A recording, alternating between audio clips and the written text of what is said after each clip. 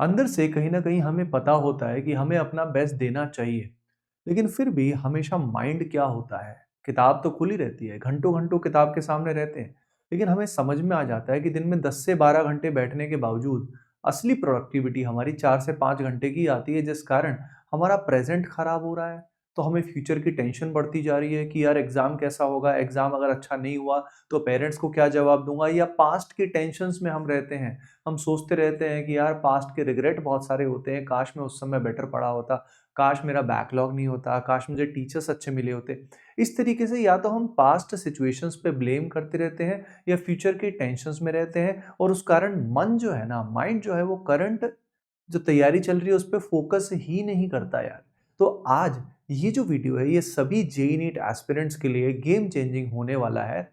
तो पहले से ही फुल जोश में लाइक कर दो क्योंकि हम मिलके मचाने वाले हैं। जिस भी एग्जाम की आप तैयारी कर रहे हो, जेईई की, नीट की, एक बार कमेंट सेक्शन में ज़रूर बताइएगा। देखिए श्रीमद् भगवत गीता में आप सभी को पता होगा कि अर्जुन जो है, उनकी हालत बहुत ही खराब हो गई थी जब वो युद्ध में आ गए थे, लेकिन उनको समझ में आया था कि इतनी डिफिकल्ट सिचुएशन है, उनके जो रिलेटिव्स हैं उनके साथ युद्ध करना होगा, खून बहाना पड़ेगा। तो वो डिलेमा में फँस गए थे कि क्या करें? उनका गला सूख रहा था, पूरी बॉडी काँप रही थी। उसी तरह की सिचुएशन हमारी भी है। असल में हमारे अंदर बहुत शक्ति है, लेकिन हम उसको पहचान नहीं पाते। युद्ध के क्षेत्र में हम खुद को ही बहुत ही कमज़ोर मान के बैठ गए हैं। अभी खुद से पूछिए सभी के सभी, क्या आपका कॉन्फिडेंस रियल में हाई है? नहीं ना। हमारा कॉन्फिडेंस अंदर से बहुत ही सेल्फ डाउट की वजह से, जो हम गलत-गलत बातें खुद से कहते रहते हैं, वो सुन-सुन के हमने खुद को गर्त में डाल दिया है। भगवान श्री कृष्ण ये कहते हैं अर्जुन को कि जो माइंड है ना, ये हमारा बहुत अच्छा दोस्त भी हो सकता है, लेकिन यही हमारा सबसे बड़ा दुश्मन भी हो सकता है।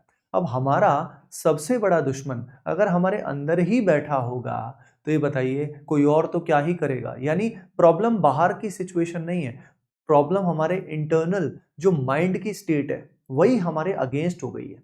तो आज हम श्रीमद् भगवत गीता से 3 ऐसे सुपर टिप्स जानने वाले, 3 ऐसे हैक्स जानने वाले जिसकी हेल्प से हम लोग ऑन ट्रैक आ जाएँगे भाई। चलो सीधा पॉइंट पे आ जाते हैं। देखो यार, पहली चीज़ तो ये है कि हमारा माइंड इतना ओवरथिंकिंग में क्यों जाता है? क्योंकि हर समय माइंड फ्यूचर की टेंशन लेता रहता है कि भाई अगर मेरा एग्ज़ाम क्लियर नहीं हुआ, अगर मेरे मार्क्स नहीं आए, तो मेरे फ्यूचर का क्या होगा? मैं पेरेंट्स को क्या जवाब दूँगा? इस तरीके से हमारे लाइफ में हम बहुत कुछ एक्सपेक्ट करते हैं, है ना? उस कारण हर समय ओवरथिंकिंग चलती रहती है। अब हमें कहीं न कहीं पता है कि अगर मैं ये ओवरथिंकिंग ना करूँ और इस समय प्रेज़ेंट मोमेंट पे फ़ोकस करूँ तो मेरा काम बन जाए। हम सबको ये अंदर ही अंदर कहीं न कहीं पता है, लेकिन फिर भी ये नॉइज़ है कि खत्म ही नहीं होती। तो इसका सॉल्यूशन जो है श्रीमद् भगवत गीता में दिया हुआ है कि हमें लाइफ़ कैसे जीनी चाहिए। देखो हमें लाइफ़ को डिटैच वे में जीना चाहिए। डिटैच का मतलब है इमोशनल होके नहीं जीना चाहिए, हमें रैशनली, लॉजिकली जीना चाहिए, है ना? बुद्धि को फोकस करके। वहाँ पे भगवत गीता में व्यवसायत्मिका बुद्धि के बारे में बोला गया है, यानी वन पॉइंटेड फोकस के साथ जो बुद्धि होती है, जो हज़ार डायरेक्शंस में नहीं होती, जिसका लक्ष्य क्लियर होता है कि मुझे यार जेईई करना है या नीट करना है और क्यों करना है, उसके पीछे पर्पस क्लियर होता है। तो ये जो बुद्धि होती है इसको बोलते हैं व्यवसायत्मिका बुद्धि। हमारी बुद्धि व्यवसायत्मिका होनी चाहिए, लेकिन नॉर्मली हमारी बुद्धि जो होती है, माइंड जो होता है, वो क्या होता है मल्टी ब्रांच्ड होता है, बहुत जगह सोच रहा होता है। तैयारी तो कर रहा होता है जेईई नीट की, लेकिन दिमाग में चल रहा होता है यार शायद मैं जेईई के लिए बना नहीं, शायद मैं नीट के लिए बना नहीं, शायद ये होगा, शायद वो होगा। अब तो दुनिया में एआई आने वाला है, अरे यार दुनिया तबाह होने वाली। इतनी ओवरथिंकिंग तरह-तरह की कि भाई हमारे पास एनर्जी तो होती है 100 यूनिट्स, बची रहती है काम की 20 यूनिट। जब हमने 80% एनर्जी को इधर लीकेज कर दिया, तो यार सोचो हम में कितना हाई पोटेंशियल है। यानी हम अभी की स्थिति से कम 5 गुना बेटर कर सकते हैं। लेकिन हमने खुद को ही गिरा दिया है। तो सबसे पहले हमें सीखना है कि डिटैच्ड जीना है। डिटैच्ड का मतलब इमोशनल ना होके logically focus on what you can do, control the controllables. अभी आपके हाथ में जो है उस पर ध्यान देना है। अब इसमें पास्ट के रिग्रेट होते हैं, जैसे माइंड हमेशा पास्ट या फ्यूचर में है। चलो फ्यूचर की टेंशन एक बार खत्म भी कर दे, पर पास्ट के रिग्रेट्स, तो यार देखो ये लॉजिकल सी बात है कि पास्ट को आप चेंज नहीं कर सकते ना, ठीक है? अगर आप अभी पास्ट को लेके बैठे रहेंगे, तो एक तरह से सारा का सारा प्रेजेंट आपका नेगेटिविटी में चला जाएगा। तो एक बार पास्ट में जो भी गलतियां हुई हैं, उनसे सीख लो। आज ही एक पेपर लेके बैठो, और उस पेपर में आइडेंटिफाई करो कि भाई कौन कौन सी ऐसी गलतियां थी जो पास्ट में आपसे हो गई और आप चाहते हो अब रिपीट ना हो। नहीं तो होगा क्या, पास्ट में भी आपने इस तरीके से प्रोक्रेस्टिनेशन करते रहे और बार बार आगे इस लूप में, प्रोक्रेस्टिनेशन के लूप में फंस गए हम लोग। आज का काम कल करेंगे, कल का परसों करेंगे, ठीक है। उसके अलावा हमें फोकस किस पे करना है, हमें एक डूअर बनना है, हमें एक एक्शन वाला ह्यूमन बीइंग बनना है। हम मैसिव एक्शंस लेंगे, यानी दिन को ना रूटीन ऐसे बनाओ कि दिन को छोटे छोटे बहुत सारे 20 25 30 माइक्रो टास्क बना लो कि आज मुझे छोटे छोटे 15 20 माइक्रो टास्क बनाने हैं। कोई टास्क हो सकता है 10 मिनट का हो, कोई हो सकता है 15 मिनट का हो, कोई 20 मिनट का हो, ठीक है। क्योंकि हमारा फोकस काफी डिविएट हो चुका है ना, तो हम छोटे छोटे टास्क करेंगे ना तो आसानी रहेगी। अब जैसे छोटा सा टास्क मैंने किया, मान लो 15 मिनट का रिवीजन किया, या 15 मिनट मैंने फॉर्मूला लिख के देखे, या 15 मिनट मैंने कोई कॉन्सेप्ट पढ़ लिया। इस तरह के जब मैंने छोटे-छोटे टास्क किए 15 minute, 20 minute, half an hour, तो मैं उनको टिक मार्क करता जाऊँगा। जैसे मैंने आज के टास्क लिस्ट कर दिए और मैं टिक मार्क करता जाऊँगा, तो बिल्कुल गेम की तरह हमें डोपामाइन की तरह हिट मिलेगा। यानी हमारा कॉन्फिडेंस बढ़ेगा, हमारा मोमेंटम बिल्ड होगा। अब अगर हम मैसिव एक्शंस लेंगे, यानी हमारा स्वधर्म जो है, जो हमारा रोल इस समय है एज़ अ स्टूडेंट, स्वधर्म का मतलब है हमारी ड्यूटी जो हमें इस समय मिली है। जैसे मेरे को ड्यूटी मिली है एज़ अ टीचर, तो एज़ अ टीचर मेरा कर्तव्य है कि जो भी मैं आज बताना चाहता हूँ आपको पूरी शिद्दत के साथ, गहराई से, दिल से बताऊं। आपका एज़ अ स्टूडेंट स्वधर्म ये है कि आप अपनी पढ़ाई में अपना बेस्ट दीजिए यार, है ना? आपको अपने पेरेंट्स के लिए भी बहुत कुछ करना है और सबसे पहले तो खुद के लिए बहुत कुछ करना है। तो करो तो सही ना भाई। तो यहाँ पे स्वधर्म का पालन करो, मैसिव एक्शंस लो। जब रोज मैसिव छोटे-छोटे एक्शंस लोगे ना, तो उसमें क्या होगा ना, एक फ्लो स्टेट अचीव होगा। फ्लो स्टेट जो होती है वो एक ऐसी स्टेट होती है जिसमें विचार नहीं आते फालतू, निर्विचार अवस्था होती है।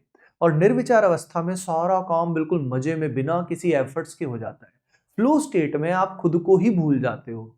फ्लो स्टेट में आने के लिए नाम संकीर्तन अगर आप बैकग्राउंड में सुनते रहते हो, प्रभु का नाम का संकीर्तन चल रहा है, वो पढ़ाई में इंटरफेयर नहीं करेगा और आप फ्लो स्टेट में आने की तरफ चले जाओगे, माइंड अपने आप शांत हो जाएगा।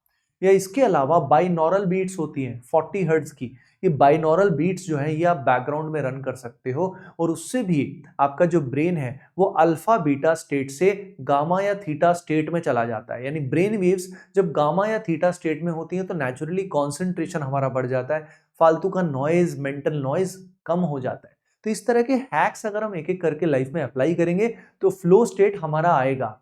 अगर आप पुरानी बातों को लेके बार बार सामने लेके आओगे ना बेटा, तो फिर काम नहीं चलेगा, फिर कॉन्फिडेंस बार बार टूटता ही रहेगा, ठीक है। तो सबसे पहले ये करना शुरू करो। और भगवत गीता चैप्टर 2 वर्स 47 में भगवान श्री कृष्ण क्या कहते हैं, कर्मण्येवाधिकारस्ते मा फलेषु कदाचन, यानी तेरा अधिकार तेरे कर्म पे है, तेरे एक्शंस पे है, तेरे फल पे नहीं है। भाई हमें क्या लगता है ना, कोई चीज मैंने करी, ये सबसे बड़ा इल्यूजन है। हमें लगता है मैंने किया इसलिए मुझे फल मिल गया। नहीं भाई, कोई भी चीज अगर हमें मिलती है ना, अगर हमें प्लेट पे आज खाना भी मिल रहा है ना, तो भोजन मिलने के लिए ना जाने कब वो उगाया गया था, वो बीज बोने के साथ साथ वो उसको ग्रो, पानी देने के कारण, पानी देने के साथ साथ कैसे वो आपकी प्लेट तक आया है, कितनी सारे कंडीशंस एक साथ आए तब जाके हमें भोजन मिला है। यानी कोई भी इवेंट होने में हजारों चीजें होती हैं, जो वो सारी इकट्ठे हो जाती है ना, तब जाके वो कार्य पूरा होता है। यानी हमारा एक्शन भी इंपॉर्टेंट है, लेकिन हमारा एक्शन एक पूरी बड़ी पिक्चर में एक छोटा सा लेकिन बहुत ही अहम रोल निभाते हैं वो। समझ रहे हो? तो आपका रोल इंपॉर्टेंट है, लेकिन वही सब कुछ नहीं है। इसीलिए कंट्रोल द कंट्रोलेबल्स, आपके जो हाथ में है वो करिए, जो बेस्ट है वो करिए और बाकी फॉरगेट द रेस्ट, बाकी सब हो जाएगा। एक बात आपने जरूर सुनी होगी, फॉर्चून फेवर्स द ब्रेव। जो ब्रेव होते हैं, जो फाइटर्स होते हैं, जो स्वधर्म का पालन करते हैं, फॉर्चून यानी लक भी उनको ज्यादा फेवर करता है। और जो दुखी रहते हैं ना, हमेशा नेगेटिव मोड में रहते हैं, नेगेटिव थिंकिंग में रहते हैं, उनके साथ बुरा भी बार बार होता रहता है, चाहे वो मेहनत भी क्यों ना करे। यानी सिर्फ मेहनत से काम नहीं चलता, मेहनत के साथ साथ पॉजिटिव माइंडसेट, खुशी के साथ चीजें करना, वो बहुत बहुत इंपॉर्टेंट होता है। अब इसके बाद अगली इंपॉर्टेंट एस्पेक्ट जो है, इमोशनल अब होने की जरूरत नहीं है, लॉजिकली आगे बढ़ो, ठीक है। अब उसके बाद फेस द फियर। देखो यार, नॉर्मली क्या होता है, प्रिपरेशन करते हुए हम कॉमनली क्या करते हैं, थ्योरी में फंसे रहते हैं या लेक्चर्स में फंसे रहते हैं। यानी सब्जेक्ट को पढ़ते रहते हैं, फिजिक्स को, केमिस्ट्री को, मैथ्स को या बायोलॉजी को पढ़ते बहुत रहते हैं, लेकिन सवाल कम करते हैं। और सवाल अगर करते भी हैं तो हम सॉल्यूशंस पे जल्दी से पहुंच जाते हैं, या जीपीटी से जवाब पूछ लेते हैं, या हम टीचर्स से पूछ लेते हैं, या वीडियो सॉल्यूशन देख लेते हैं। यानी खुद का दिमाग अप्लाई नहीं करते।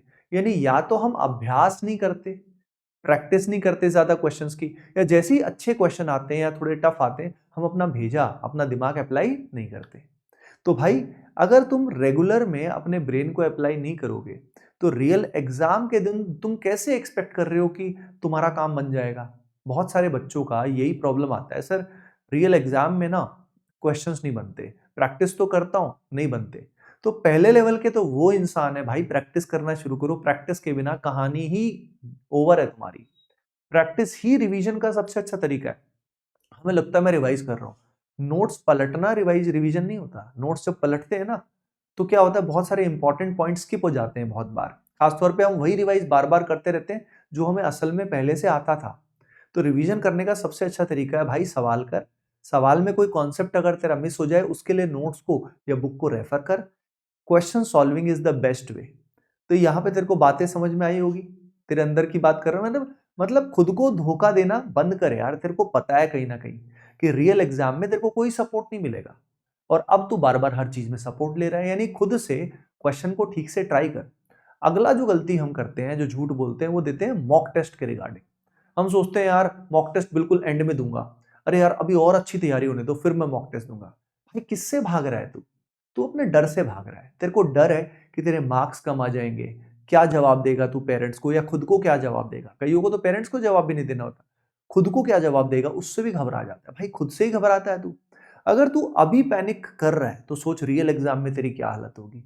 रियल एग्जाम में तेरा पैनिक करना, फेल होना तय है भाई, तय है। मैं पहले बता रहा हूँ, ठीक है, ये सच है, इसलिए मैं पहले बता रहा हूँ। फिर बाद में तू टेंशन में आएगा कि मैं ये कर लेता वो कर लेता। भाई अभी से मॉक टेस्ट दे, जितने ज्यादा मॉक टेस्ट देगा उसी से तुझे पता लगेगा कि तेरे तू किस लेवल पे स्टैंड करता है। हम मॉक टेस्ट को कॉमनली अवॉइड करते हैं, नहीं भाई। दूसरा, मॉक टेस्ट को घर पे मक्कारी से टेस्ट नहीं देना, या तो घर पे रियल एग्जाम के मोड में बिल्कुल ऑनेस्टली टेस्ट देना है, किसी को और दिखाने की जरूरत नहीं है। कई बच्चे क्या करते हैं, ऑनलाइन टेस्ट दे देते हैं और फेक मार्क्स पेरेंट्स को दिखा देते हैं। भाई किसको धोखा दे रहे हो? जब रियल फाइनल दिन आएंगे और जब तेरे मार्क्स नहीं आएंगे तो क्या होगा? तब तो स्ट्रेस में आ जाएगा, तब गलत कदम उठाने के बारे में सोचेगा, ठीक है। तो इसीलिए पहले से ही भैया अपने फेस योर फियर्स, खुद से लड़ो यार, ये लड़ाई अंदर की है, ठीक है। नहीं तो बाहर जब बाद में सर्कमस्टांसेस खराब होंगे ना तब आप बहुत टेंशन में आ जाओगे। तो मॉक टेस्ट देना शुरू कर अभी से। अब उसके अलावा झूठ बोलना छोड़ और नोट्स खुद के यूज किया कर। ये नहीं कि कोई और नोट्स दे दे, भाई किसी और के नोट्स से तुझे क्या समझ में आएगा। शॉर्ट नोट्स बनाने हैं, खुद के नोट्स बना। की पॉइंट्स लिखने हैं, खुद से की पॉइंट्स लिख। जितना पेन को घिसेगा ना उतना ही तेरा ब्रेन ज्यादा शार्प चलेगा रियल एग्जाम में, ठीक है।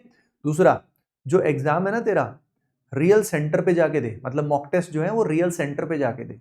जितने मॉक टेस्ट तो रियल सेंटर पे जाके देगा उतना तेरा एग्जाम टेम्परामेंट अच्छा होगा, ठीक है। उससे रियल एग्जाम की फील आएगी।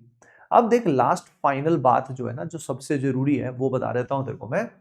अब ये इसमें विल पावर कहां से आएगी? आपके दिमाग में आएगा सर ये सब तो ठीक है, लेकिन क्या होता है फिर भी वो करने की क्षमता नहीं आती बार बार। तो काम करने की क्षमता कहां से आएगी? देखो, काम करने की क्षमता, ये मेंटल स्ट्रेंथ आती है ओजस से। अब ये ओजस कौन सी शक्ति है? ओजस हमारी जो चरक संहिता है और हमारे शास्त्र जो है उसमें लिखा हुआ है कि ओजस हमारी सबसे बड़ी शक्ति होती है। इससे फिजिकल स्ट्रेंथ भी अच्छी होती है, इम्यूनिटी अच्छी होती है, प्लस मेंटल स्ट्रेंथ भी होती है। यानी हमें पावर आती है, कोई भी एक्शन लेने की शक्ति आती है। अब ये ओजस कहाँ से बनता है? ये ओजस तब बनता है जब हम अपनी सेंसेस को कंट्रोल में रखते हैं। सेंसेस को कंट्रोल के साथ साथ हम लोग ब्रह्मचर्य का पालन करते हैं, जितना ज्यादा हमसे हो पाए, जितना हमसे हो पाए, ठीक है। तो ब्रह्मचर्य के पालन से क्या होता है कि जो हमारे शुक्र होते हैं, ठीक है ना, फीमेल में उनका एनर्जी टाइप है, पर जो शुक्र है इनको बनने में ना, जो शुक्र है जो बिल्कुल कॉन्सेंट्रेशन है, ठीक है, ओवरऑल अगर हम बात करें तो उसमें और भी चीजें जुड़ी होती है, पर उसका जो कोर है वो शुक्र है। तो ये शुक्र बनने में बहुत लंबा प्रोसेस है। और प्लस इसमें बॉडी में जैसे फॉर एग्जांपल लेयर्स हैं, कोई भी ऊर्जा है, हम जैसे भोजन ले रहे हैं तो उसके बाद फिर रक्त बनता है, फिर रक्त से फिर मांस बनता है, फिर अस्थि, मज्जा, और फिर लास्ट में जाके शुक्र बनता है। यानी बॉडी का एसेंस जो होता है ना, बॉडी का एसेंस वाइटल फोर्स का, वो शुक्र होता है। और ये जब ऊर्ध्वगामी होता है, यानी जब हम इसको प्रिजर्व करके अपनी एनर्जी को सही डायरेक्शन में चैनलाइज करते हैं अपने लक्ष्य के लिए, तब वो ओजस में कन्वर्ट होता है। तो ये पावर हमें समझनी बहुत ज़रूरी है कि हम भैया ब्रह्मचर्य हमारे लिए बहुत ज़रूरी है। लेकिन ब्रह्मचर्य का पालन कैसे होगा? क्योंकि एक कॉमन माइंड की बात होती है कि हम सप्रेस करते हैं ना एनर्जीज़ को, तो उल्टा और ज्वाला बन के और नुकसान हो जाता है। तो उसका तरीका क्या है? हम कैसे? तो ब्रह्मचर्य का मतलब एनर्जी को सप्रेस करना नहीं, उसको होता है कि इस पावरफुल एनर्जी को सही डायरेक्शन में चैनलाइज़ करना। अब ये सही डायरेक्शन में चैनलाइज़ कब होगी?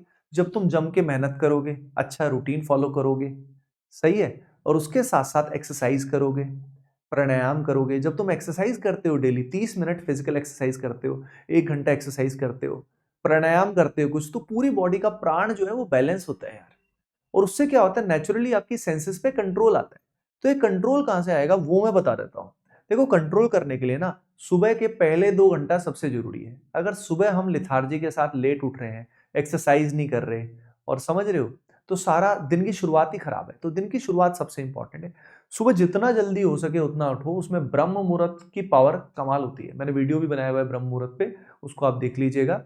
ब्रह्म मुहूर्त पे जब आप उठते हो और सुबह 2 घंटे में पहले 1 घंटे आप क्या करो, अपनी एक्सरसाइज करो, प्राणायाम करो, मेडिटेशन करो, नाम जप करो और उसके बाद 1 घंटे, 1.5 घंटे में जो भी तुम्हें सबसे डिफिकल्ट लगता है ना अपनी जेईई नीट प्रिपरेशन में, उसको सबसे पहले टैकल करो।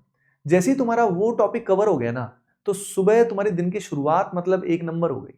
वहीं से तुम्हारा माइंड पे कंट्रोल शुरू हो गया और तुम्हारा कॉन्फिडेंस बढ़ गया।